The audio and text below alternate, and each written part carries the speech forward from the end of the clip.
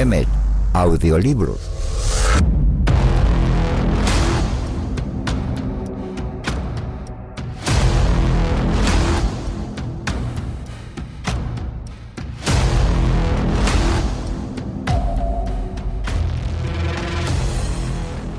Kybalión. Capítulo 9. Vibración. Nada reposa, todo se mueve, todo vibra. El gran tercer principio hermético, el principio de la vibración, encierra la verdad de que el movimiento se manifiesta en todo el universo.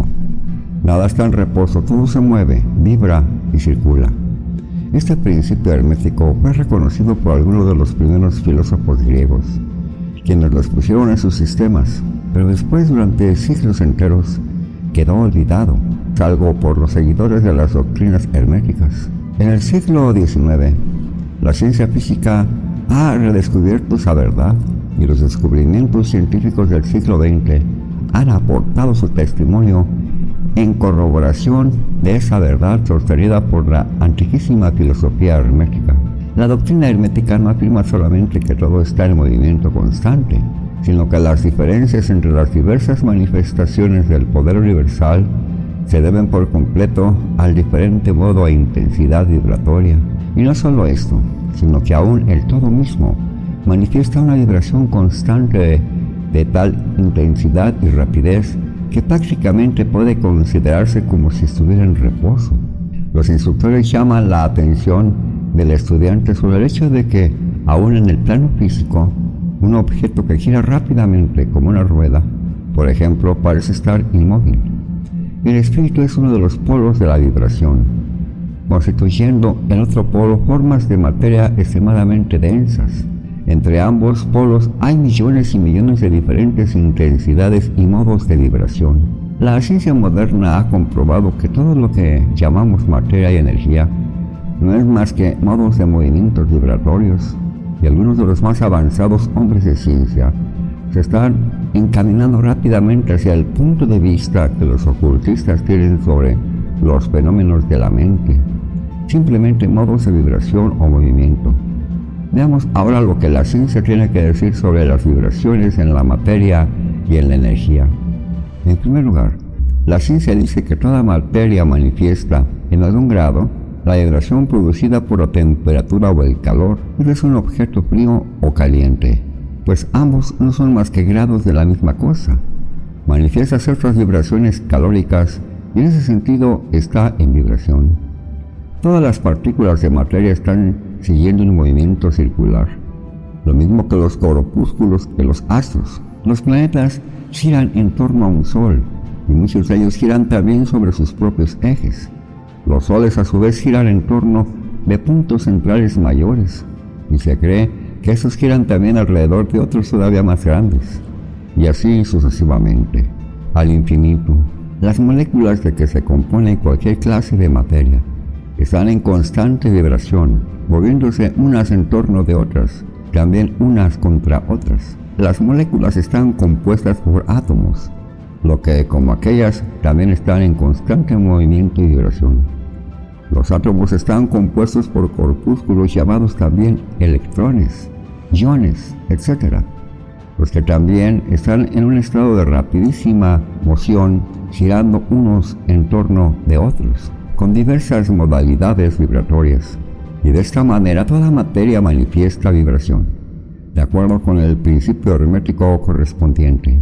Y así sucede también con las diversas formas de energía. La ciencia dice que la luz, el calor, el magnetismo y la electricidad no son más que formas de movimiento vibratorio relacionado de alguna manera con el éter, o probablemente emanado de él. La ciencia no ha tratado aún de explicar la naturaleza del fenómeno conocido como cohesión, que es el principio de la atracción molecular, ni de la afinidad química, que es el principio de la atracción atómica, ni de la gravitación, el mayor misterio de los tres, que es el principio de atracción por el cual toda partícula o masa de materia se siente atraída hacia toda otra partícula o masa. Esas tres modalidades de la energía no las comprende aún la ciencia, Si bien los estudiosos se inclinan a pensar que son también manifestaciones de alguna forma de energía vibratoria, cosa que los herméticos han enseñado durante largas edades en el pasado. El éter universal, cuya existencia postula la existencia sin comprender claramente su naturaleza, ya había sido explicado por los herméticos, quienes aseguraban que era una manifestación superior de lo que erróneamente se llamaba materia, es decir, que el éter era materia en un grado de vibración superior. El nombre que le daban era el de sustancia etérea, y decían que esta sustancia era de pervividad y elasticidad extremas, llenando el espacio universal, sirviendo como medium de transmisión para las ondas de energía vibratoria, como el calor, la luz, la electricidad, el magnetismo, etc. La sustancia etérea es el eslabón de unión entre la modalidad de energía vibratoria que conocemos como materia por un lado y la que conocemos como energía o fuerza por el otro, manifestando además un grado de vibración en intensidad y modo completamente propio. Los hombres de ciencia proponen como ilustración para ver los efectos del aumento de vibración una rueda girando con gran rapidez. Supongamos primeramente que la rueda gira lentamente, entonces diríamos que es un objeto.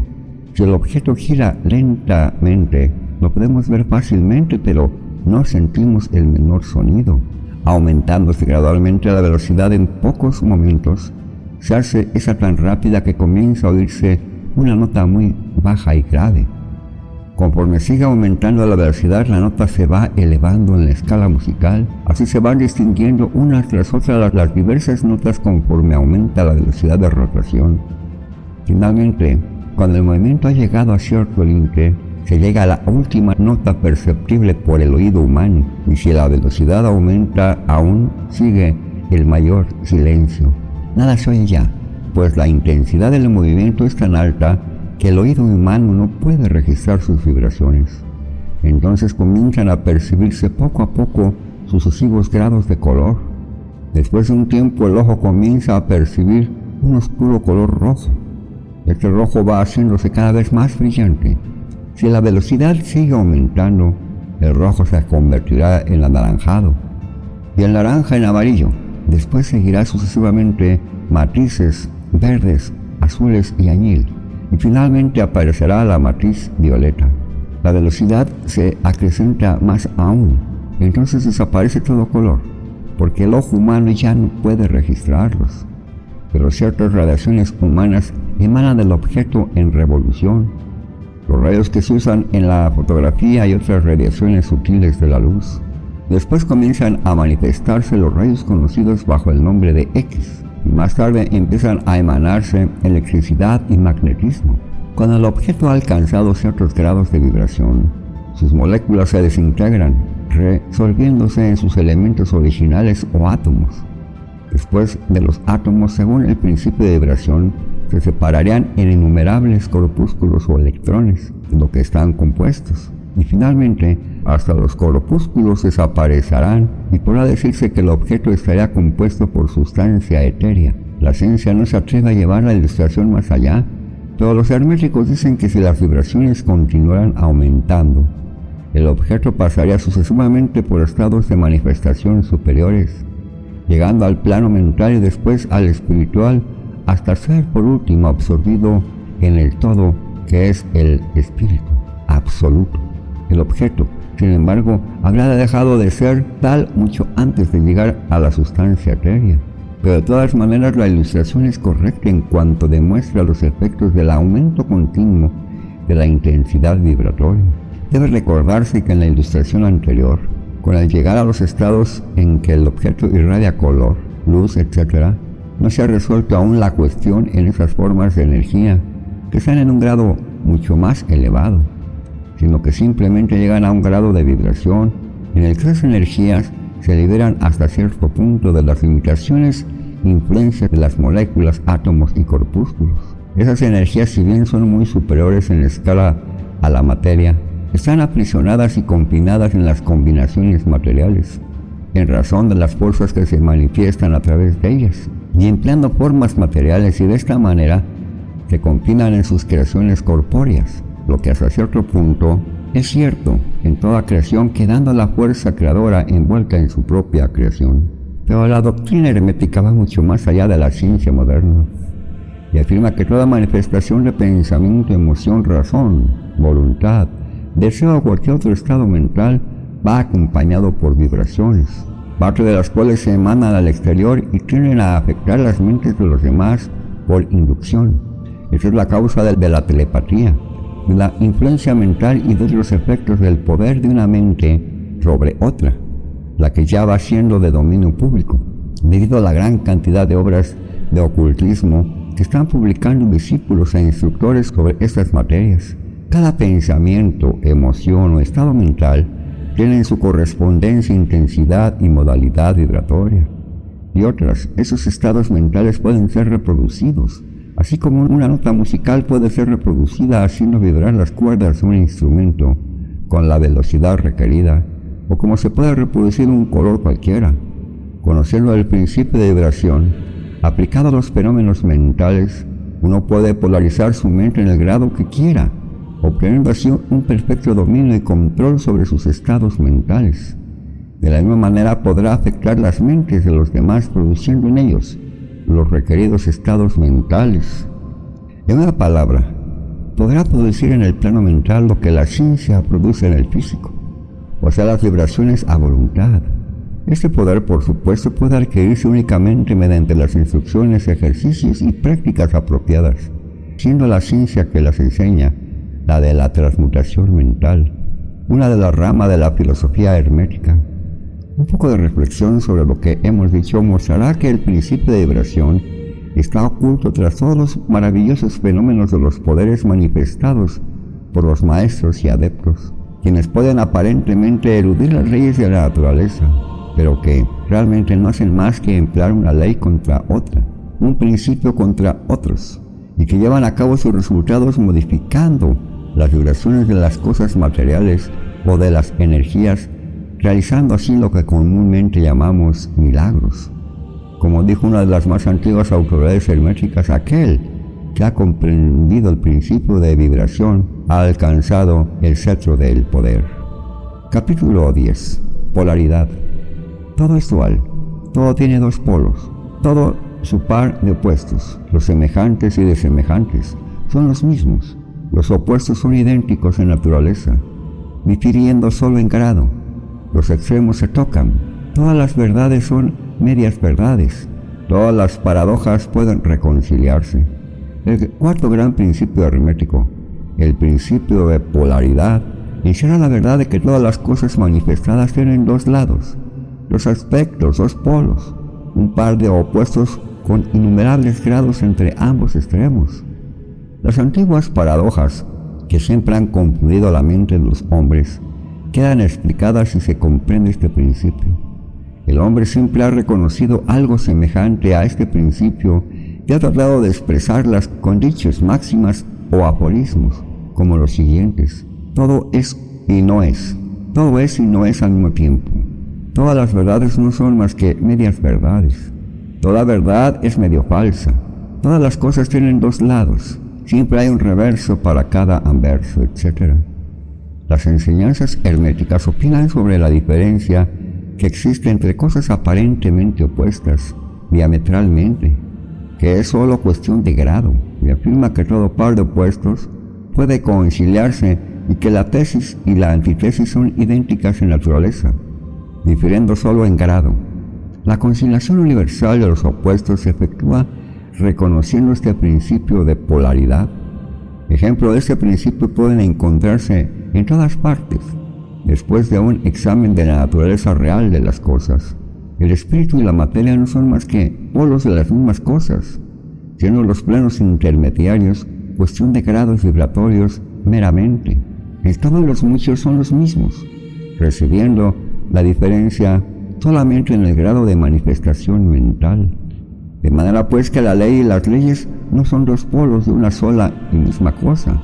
Igual sucede con el principio y los principios, con la mente infinita y la mente finita. Si pasamos al plano físico, encontramos que el calor y el frío son de naturaleza idéntica, siendo la diferencia siempre cuestión de grados. El termómetro indica los grados de temperatura, siendo el polo inferior el llamado frío y el superior calor. Entre ambos hay muchos grados de calor y frío, pues cualquier que se le dé es correcto. De 2 grados, el superior es siempre más caliente en comparación con el inferior, que es más frío. No hay absolutamente un tipo fijo, todo es cuestión de grado. No hay ningún sitio en el termómetro en el que cese el calor y comience el frío absolutamente. Todo se reduce a vibraciones más o menos elevadas o bajas. Las mismas palabras elevado y bajo que nos vemos obligados a usar no son más que polos de la misma cosa. Los términos son relativos, así sucede igualmente con el este y el oeste. Si viajamos alrededor del mundo en dirección al oriente, llegaremos a un punto que se llama occidente. Considerándolo desde el punto de partida, marchemos suficientemente lejos hacia el norte y pronto nos encontraremos viajando hacia el sur y viceversa. La luz y la oscuridad son polos de la misma cosa, con muchos grados entre ambos. La escala musical es la misma. Partiendo del sí, en adelante llegaremos a encontrar otro sí, y así sucesivamente, siendo las diferencias entre los extremos también cuestión de grados. En la escala de color sucede otro tanto, siendo la intensidad vibratoria la única diferencia que existe entre el rojo y el violeta. Lo grande y lo pequeño son cosas relativas igualmente, lo es el ruido y la quietud, lo duro y lo blando, lo afilado y lo romo. Positivo y negativo son 2 polos de una misma cosa, con innumerables gradaciones entre ambos. Bueno y malo son cosas absolutas. A un extremo lo llamamos bueno y al otro malo, o bien al uno y mal al otro, de acuerdo con el sentido que queramos darle. Una cosa es menos buena que la que le es superior en la escala, pero esa cosa menos buena a su vez es mejor comparada con la que tenga el más o menos regido por la posición que tenga en una escala. Igual cosa sucede con el plano mental. El amor y el odio son considerados como diametralmente opuestos, completamente diferentes e irreconciliables.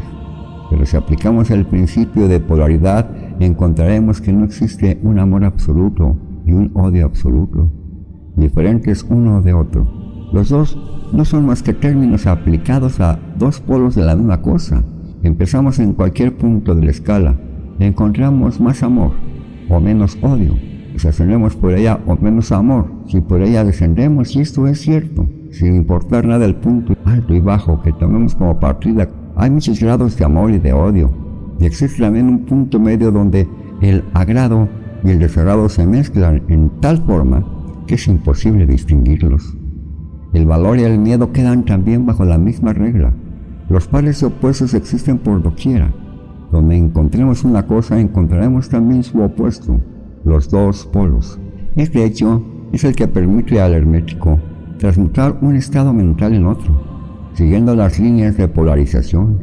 Las cosas de diferente clase no pueden transmutarse unas en otras, pero sí las de igual clase, así que, pues el amor no podrá convertirse en este u oeste, o rojo o violeta, pero puede tornarse en odio. E igualmente el odio puede tornarse en amor cambiando su polaridad. El valor puede transmutarse en miedo y viceversa. Las cosas duras pueden tornarse blandas, las calientes frías, y así sucesivamente, efectuándose siempre la transmutación entre cosas de la misma clase, pero de grado diferente. Tratándose de un hombre cobarde, si se elevan sus vibraciones mentales a lo largo de la línea medio valor, se llenará de valentía y desprecio por el peligro. Igualmente el perezoso puede hacerse activo y enérgico, polarizándose simplemente a lo largo de las líneas de la deseada cualidad. Los discípulos familiarizados con los procedimientos mediante los cuales producen las diversas escuelas de ciencia mental cambios en los estados mentales de sus seguidores, quizás no comprendan fácilmente cuál es el principio que se oculta tras sus cambios. Pero no obstante, una vez que se ha entendido el principio de polaridad, se ve inmediatamente que estos cambios mentales son ocasionados por un cambio de polaridad, por un deslizamiento a lo largo de la misma escala. Este cambio no es de la naturaleza de transmutar una cosa en otra completamente diferente, sino que se reduce a un simple cambio de grado de la misma cosa, lo que es una diferencia importantísima. Por ejemplo, y sacando un ejemplo del mundo físico, es imposible cambiar el calor en agudeza o filosidad, pesadez, elevación, etc. Puede ser fácilmente transmutada en frío, con solo amortiguar la vibración. De la misma manera, el odio y el amor son recíprocamente transmutables, así como el miedo y el valor, pero el miedo no puede transformarse en amor, ni el valor en odio. Los estados mentales pertenecen a innumerables clases, cada una de las cuales tiene sus polos opuestos, a lo largo de los cuales es posible la transmutación. Se comprenderá fácilmente que, tanto en los estados mentales como en los fenómenos del plano físico, los dos polos pueden ser clasificados como positivo y negativo, respectivamente. Así pues, el amor es positivo respecto al odio, el valor respecto al miedo, la actividad respecto a la inercia, etc. Y también se notará, aún desconociendo el principio de vibración, que el polo positivo parece ser de grado superior que el negativo, pudiendo aquel dominar fácilmente a este. La tendencia de la naturaleza es en dirección a la actividad dominante del polo positivo, además del cambio de los polos de los propios estados mentales mediante la aplicación del arte de la polarización. El fenómeno de influencia mental y sus múltiples fases demuestra que el principio puede extenderse hasta abarcar los fenómenos de la influencia de una mente sobre otra, de lo que tanto ha sido escrito en los últimos años. Cuando se comprende que la inducción mental es posible, esto es, que los estados mentales pueden producirse por inducción a los demás, entonces se verá cómo puede comunicarse a otra cierta clase de vibración o polaridad, cambiándose así la polarización de la mente entera. La mayoría de los resultados obtenidos mediante los tratamientos mentales se obtienen según ese principio. Por ejemplo, una persona está triste, melancólica y temerosa. Un científico de la mente eleva su propia mentalidad al deseado grado de vibración mediante su voluntad previamente ejercitada, y de esta manera obtiene la polarización requerida en su propia mentalidad. Entonces, por inducción, produce un estado mental análogo en el otro, siendo el resultado que las vibraciones de este se intensifican y el paciente se polariza hacia el polo positivo de la escala, en vez de polarizarse hacia el negativo. Y sus temores, melancolía, etc. se transforman en valor, contento y parecidos estados internos. Un poco de meditación sobre el asunto demostrará que sus cambios mentales se efectúan casi todos a lo largo de las líneas de polarización, siendo el cambio más bien cuestión de clase. El conocimiento de este gran principio hermético permitirá comprender mejor los propios estados mentales, así como los de los demás, y se verá que esos estados son puramente cuestión de grados. Y al comprobar el hecho, podrá elevar las vibraciones interiores a voluntad, cambiando su polaridad, haciéndose dueño de sus pensamientos, en vez de ser su esclavo y servidor. Este conocimiento le permitirá además ayudar a otros inteligentemente, cambiando mediante los métodos apropiados su polaridad. Es muy conveniente familiarizarse con este principio porque su comprensión correcta arrojará muchísima luz sobre problemas difíciles y oscuros. Capítulo 11. El ritmo. Todo fluye y refluye. Todo asciende y desciende. La oscilación pendular se manifiesta en todas las cosas. La medida del movimiento hacia la derecha es la misma que el de la oscilación a la izquierda. El ritmo es la compensación. El quinto gran principio hermético, el principio del ritmo, encierra la verdad de que en todos se manifiesta una oscilación medida, movimiento de ida y vuelta, un flujo y reflujo en movimiento semejante al del péndulo, una marea que suba y baja, manifestándose siempre entre los dos polos, los planos físicos, mental y espiritual. El principio del ritmo está estrechamente relacionado con el principio de polaridad. Escrito en el capítulo anterior, el ritmo se manifiesta entre los polos establecidos por el principio de polaridad. Eso no significa, sin embargo, que la oscilación rítmica vaya hasta los extremos de cada polo, pues esto sucede rarísimas veces. En realidad es muy difícil establecer los opuestos polares extremos en la mayoría de los casos, pero la oscilación es siempre hacia un polo primero y después hacia el otro. Siempre hay una acción y una reacción, un avance y un retroceso, una elevación y una caída, manifestándose en todas las cosas y fenómenos del universo. Moles, mundos, hombres, animales, vegetales, minerales, energías, fuerzas, mente y materia, y hasta el mismo espíritu manifiestan este principio. El principio se manifiesta en la creación y destrucción de los mundos, en la elevación y caída de las naciones, en la historia de la vida de todas las cosas y finalmente en los estados mentales del hombre. Empezamos por las manifestaciones del espíritu. El todo se verá que siempre hay una emanación, seguida de absorción, la respiración y la aspiración de Brahma. Según dicen los brahmanes, los universos se crean, alcanzan el punto más bajo de maternidad y entonces comienza la oscilación de vuelta. Los soles nacen, alcanzan la cumbre de su poder, empieza el progreso de su retrogresión y después de eones, su encuentro se convierte en muertas masas de materia, esperando otro impulso que imparte en ellos nuevas energías internas y que los lleve a un nuevo ciclo de vida solar. Y así sucede con todos los mundos. Nacen, crecen y mueren, solo para renacer de nuevo. Igualmente sucede con todas las cosas del cuerpo o forma. Oscilan de la acción a la reacción, del nacimiento a la muerte, de la actividad a la inactividad, y de nuevo comienza el ciclo. Lo mismo pasa con todos los grandes movimientos filosóficos, credos de cualquier clase, gobiernos, naciones, etc. Nacen, crecen, llegan a su madurez, se caen, mueren, solo para renacer de nuevo. La oscilación pendular es evidente por doquiera. La noche sigue al día y el día a la noche. El péndulo oscila de verano al invierno y de este a aquel. Los corpúsculos, átomos y moléculas y todas las masas de materia oscilan en torno del círculo que corresponde a su naturaleza. No hay tal reposo absoluto o cesación de movimiento. Todo movimiento participa del ritmo. Este principio es de aplicación universal. Puede ser aplicado a cualquier cuestión o fenómeno de las muchas fases de la vida. Puede aplicarse a todas las fases de la humana actividad. Siempre existe la oscilación rítmica de un polo a otro. El péndulo universal está siempre en movimiento. Las mareas de la vida fluyen y refluyen de acuerdo con la ley. La ciencia moderna reconoce el principio del ritmo y lo considera de aplicación universal en cuanto se refiere a las cosas materiales. Pero los herméticos llevan el principio mucho más allá y saben que en sus manifestaciones se extienden las actividades mentales del hombre y que él solo explica la gran sucesión de sus modalidades, sentimientos y otros cambios contundentes que notamos en nosotros mismos.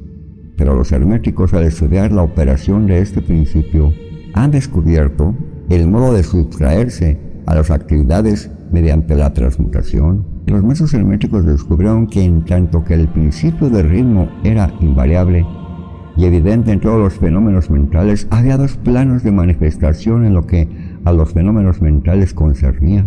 Descubrieron que había dos planos generales de conciencia, el inferior y el superior. Y ese descubrimiento les permitió elevarse al plano superior, escapando a la oscilación del péndulo rítmico que se manifestaba en el plano inferior. En otras palabras, la oscilación del péndulo se produce en el plano inconsciente y la conciencia no queda, por consiguiente, afectada. A esa ley le llamaron la ley de la neutralización. Su operación consiste en elevar al ego sobre las vibraciones del plano inconsciente de la actividad mental, de manera que la oscilación negativa del péndulo no se manifieste en la conciencia, ni no quede uno afectado por ella. Es lo mismo que levantarse por encima de una cosa y dejar que pase esta por debajo de uno. El instructor y discípulo hermético se polariza a sí mismo en el polo requerido, y por un proceso semejante a rehusar el participar en la oscilación retrógrada, o si se prefiere negando su influencia sobre él, se mantiene firmemente en su polarización polarizada y permite al péndulo mental oscilar hacia atrás en el plano inconsciente. Todo hombre que en mayor o menor grado ha adquirido cierto dominio de sí mismo realiza esto más o menos conscientemente, impidiendo que sus modalidades o estados mentales negativos lo afecten, mediante la aplicación de la ley de la neutralización. El maestro, sin embargo, lleva a esto hasta un grado muchísimo mayor de eficacia y proficiencia, y mediante su voluntad llega a un grado de equilibrio e inflexibilidad mental casi imposible de concebir por aquellos que se dejan llevar y traer por el péndulo mental de sus sentimientos y modalidades. Todo pensador apreciará debidamente la gran importancia del asunto con solo considerar lo esclavo que en su mayoría la gente es de su propio estado de ánimo, sentimientos y emociones y el poco dominio de sí mismo que tienen. A poco que se medite el asunto, se comprenderá cuánto nos ha afectado en nuestra vida esas oscilaciones del ritmo. Como un periodo de entusiasmo ha seguido un correspondiente periodo de desesperación. Igualmente tenemos periodos de valor, que son seguidos de periodos de desaliento y miedo, y así sucede en todos, o la mayoría por lo menos. La marea de sentimientos y emociones se elevan y caen, pero nunca sospechan la causa de este fenómeno. Si se comprende la operación de este principio, se obtendrá toda clase para dominar esas oscilaciones y uno podrá conocerse a sí mismo mucho mejor, evitando además el dejarse llevar por esos flujos y reflujos. La voluntad es muy superior a la manifestación consciente de este principio, por más que el principio mismo nunca puede ser destruido. Podremos sustraernos a sus efectos, pero no obstante, el principio obrará. El péndulo siempre oscila, si bien podemos evitar el ser arrastrados por su oscilación. Existen además otras particularidades en la operación de este principio del ritmo, de las que vamos a hablar ahora. Dentro de su operación entra lo que se conoce como la ley de compensación. Una de las definiciones o los significados de la palabra compensación es contrabalancear, equilibrar. Y en ese sentido se emplea dicho término de la filosofía hermética. A esta ley de compensación se refiere el Kybalión cuando dice: la medida de la oscilación hacia la derecha es la misma que de la oscilación hacia la izquierda. El ritmo es la compensación. La ley de la compensación es la que hace que la oscilación en una dirección determine otra oscilación en sentido contrario, y así se equilibran mutuamente. En el plano físico vemos muchos ejemplos de esta ley. El péndulo de un reloj oscila hacia cierto punto hacia la derecha y de ahí vuelve a oscilar hacia la izquierda, otro tanto. Las estaciones se equilibran unas a otras de la misma manera. Las mareas obedecen a la misma ley, y la misma ley se manifiesta en todos los fenómenos del ritmo. El péndulo que solo hace una oscilación corta hacia la derecha, hace otra oscilación corta hacia la izquierda. Si la oscilación hacia la derecha es grande, la oscilación hacia la izquierda lo es igualmente. Un objeto cualquiera arrojado hacia arriba tiene que recorrer exactamente el mismo camino de vuelta. La fuerza con que se lanza un proyectil hacia arriba se produce cuando el proyectil vuelve a la Tierra. Esta ley es constante en el plano físico, como cualquier referencia a la mayor autoridad científica lo corroborará. Pero el hermético lo lleva aún más allá y afirma que los estados mentales están sujetos a la misma ley. El hombre capaz de gozar gradualmente es también capaz de sufrir en igual grado. El que solo es capaz de escaso dolor tampoco puede gozar más que escaso placer. El cerdo sufre mentalmente muy poco, pero en cambio también puede gozar gran cosa. Está compensado. Por otra parte, hay animales que gozan extraordinariamente, pero también su sistema nervioso y temperamento lo hacen sufrir extremos grados de dolor. Igualmente sucede con el hombre. Hay temperamentos que solo son capaces de muy poco goce, pero entonces solo existe como compensación una capacidad para soportar muy poco dolor. En tanto los otros hombres pueden gozar intensamente, sufren en igual grado. La regla es que la capacidad para el placer y el dolor en cada individuo está equilibrada. La ley de compensación opera ampliamente aquí también, pero el hermético va más allá aún en esta materia y afirma que antes de que uno pueda gozar de cierto grado de placer es necesario que haya oscilado proporcionalmente otro tanto hacia el otro lado, hacia el otro polo del sentimiento o sensación. El negativo en esta materia precede al positivo, es decir, que al experimentar cierto grado de placer no se seguirá que haya que pagarlo con un correspondiente grado de dolor. Por el contrario, el placer es la oscilación rítmica de acuerdo con la ley de compensación, originada por un grado de dolor experimentado previamente, bien en la vida actual o en encarnaciones anteriores. Esto arroja una nueva luz sobre el problema del dolor. Los herméticos consideran la cadena de vidas como continua. como simples puertas de una sola vida del individuo, de suerte que la oscilación rítmica es considerada en esta forma, mientras que no tendrá significado alguno si no se admitiera la doctrina de la reencarnación.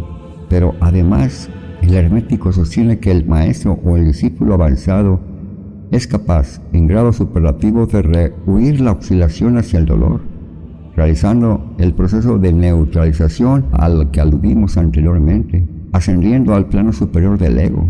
Se desvían muchas de las experiencias que llegan a los que habitan en planos inferiores. La ley de compensación desempeña una parte importante en la vida de los hombres, pues se verá que uno generalmente paga el precio de lo que tiene o le falta. Si se posee una cosa, falta otra, y así se equilibran las balanzas. Nadie puede guardarse su centavo y tener al mismo tiempo la torta.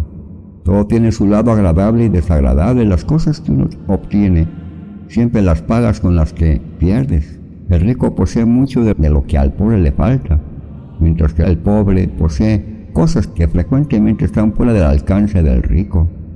El millonario que gusta de los festines y que tiene la fortuna necesaria para satisfacer sus deseos y asegurarse la satisfacción de su gula, carece del apetito necesario para gustarlos, y envidia el apetito de la digestión del obrero a quien le falta la fortuna y la inclinación del millonario, gozando más de su sencillo alimento que el millonario sin apetito y con el estómago arruinado.